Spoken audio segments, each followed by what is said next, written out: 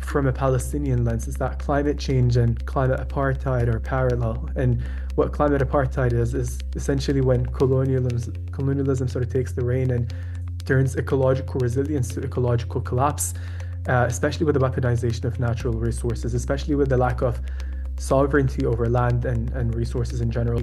We've heard a lot of people come to the conclusion that Palestine is distracting climate movement because we cannot talk about genocide when we have like the larger planetary crisis, and that's climate change. And I think that's a bit ridiculous, mainly because of the fact that we tend to not look at the root causes of climate change, and it's very, very similar to the root causes of colonialism and genocide in Palestine, which is essentially just the imperialist agenda and the colonial agenda that we've witnessed for hundreds of years.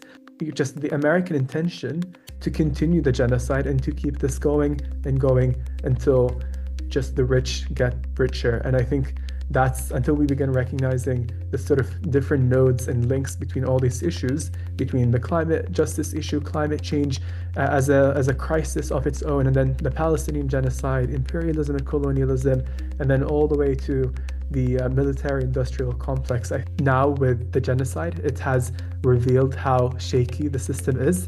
And as long as we're pushing and putting pressure on people to call that system out, I think that's the only way moving forward. And it's really just about dismantling that system that has allowed for the oppression and the genocide of the Palestinians for 16 plus months.